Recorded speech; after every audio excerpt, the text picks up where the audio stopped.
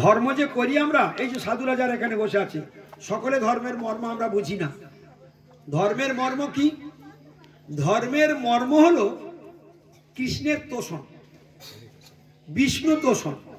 আমি যে ধর্ম করছি তার দ্বারা যদি ভগবান কৃষ্ণের সুখ হয় তাহলে আমার ধর্ম সাকসেসফুল। আর আমি যেটা করছি সেটার দ্বারা যদি কৃষ্ণের সুখ না হয় তাহলে জানবে ভাগবত বলে দিয়েছে শ্রম এবহি কেবলম।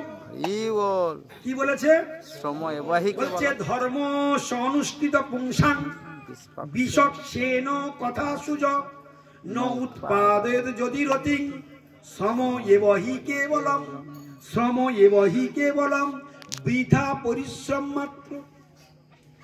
তাহলে ভোরবেলা যখন শঙ্খ নিয়ে উলুধ্বনি দিয়ে কীর্তনে বের হচ্ছি তখন আমার মনে মনে জানতে হবে আমি আজকের এই কৃষ্ণের সুখের জন্য বেরিয়েছি।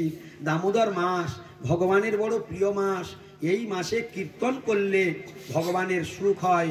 আর এই মাসে বিছানা গরম করে ভালো করে কম্বল মুড়ি দিয়ে ব্ল্যাঙ্কেট মুড়ি দিয়ে শুয়ে থাকলে কৃষ্ণের মনে কষ্ট হয়।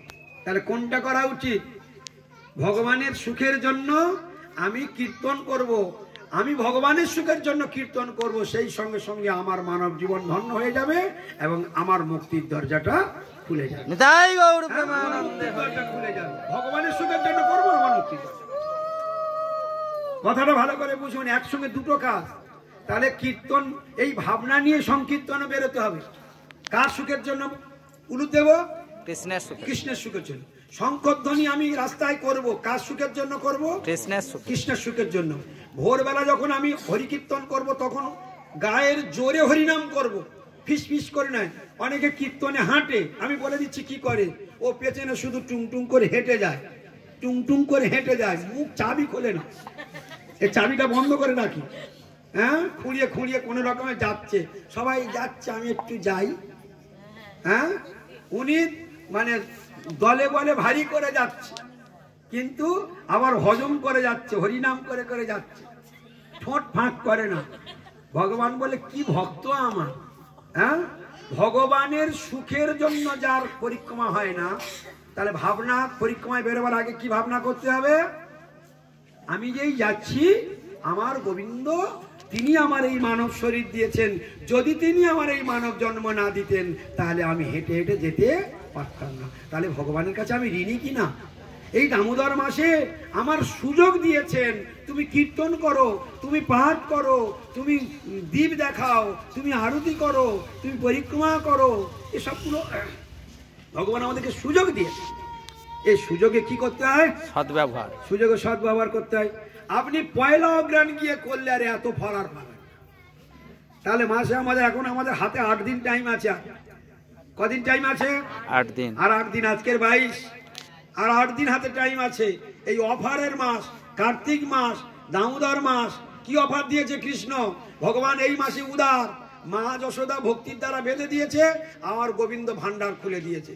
ঠিক আছে, এই মাস আমার প্রিয় মাস, আমার জন্য যে যা করবে একটা ভক্তি করলে 1000 গুণ ফল দিয়ে দেবে। ভক্তি করলে 1000 গুণ ফল দিয়ে দেবে। তাহলে 30 দিন যদি পরিক্রমা করেন তাহলে তার কত হাজার পরিক্রমার ফল হয়েছে? 30,000। 30,000। যে মাঝে মাঝে শুয়ে থাকে, মাঝে মাঝে যায়, এরকম 2-4 পিস আছে কিনা দেখো তো। থাকবে আজকে শরীরটা ভালো নয়, গৌর প্রেমানন্দ হরিবল। আচ্ছা, তার কি হলো? কমে গেল। একদিন গেল না মানে 1000 পরিক্রমার ফল তার মাইনাস হয়ে গেল। গৌর প্রেমানন্দ হরি হরি বল। হ্যাঁ, এই মাসে যারা অলসতা করে তারা নিজের ভাগ্যে নিজে কুঠারাঘাত করছে। এই মাস অলসতার মাস নয়। এই মাস ভোরবেলা 3:30 থেকে 5টার মধ্যে বিছানা ছেড়ে দিতে হবে। এই ভোরবেলা স্নান করে নিতে হবে। এই ব্রাহ্ম মুহূর্তে স্নান করে যারা ভগবানের নাম গুণগান কীর্তন করবেন তাদের ভাগ্যের সীমা নেই। তারা লুটে নিচ্ছে, তারা লুটে নিচ্ছে। হ্যাঁ, লুট করাটা কখন হয়? লুট সবসময় হয়? আচ্ছা, আম কুড়োনোর ভালো সময় কথা, ঝড় থেমে গেলে না ঝড়ের সময়? ঝড়ের সময়। তা এখন কার্তিকের ঝড় চলছে না?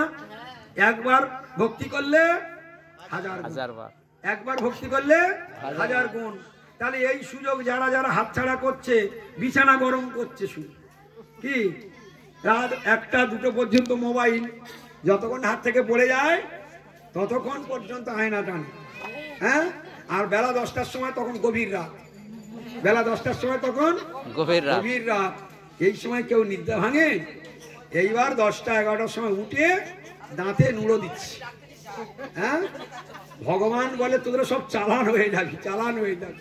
এসব আসরিক কর্ম, এসব কোনো ভক্ত সুলভ কর্ম নয়, এগুলো ভক্তির কার্য নয়, এগুলো আসরিক কাজ, বুঝতে পারছো? আর ভক্তির কাজ কোনগুলো? যে ঠিক টাইমে বিছানা ছেড়ে দিতে হবে, কমসে কম 3:30 বিছানা ছাড়া উচিত। না পারো 4টে ছাড়ো, না পারে 4:15 ছাড়ো, না পারে লাস্ট টাইম 5টায় ছাড়ো। 5টার পরে যেই ছাড়বে তোমার ওই ব্রাহ্ম মুহূর্ত কেটে বেরিয়ে গেল, ব্যাস সব ফাঁকা। আর সেই ভাগ্য তুমি আর পাবে না। তা যাই হোক, এই মাসে একদিন, একটা মিনিট, একটা সেকেন্ডের দাম অনেক। এই মাসে আপনারা কিরকম পালন করতে হয় জানেন? একটা ছোট কথায় বুঝিয়ে দিই।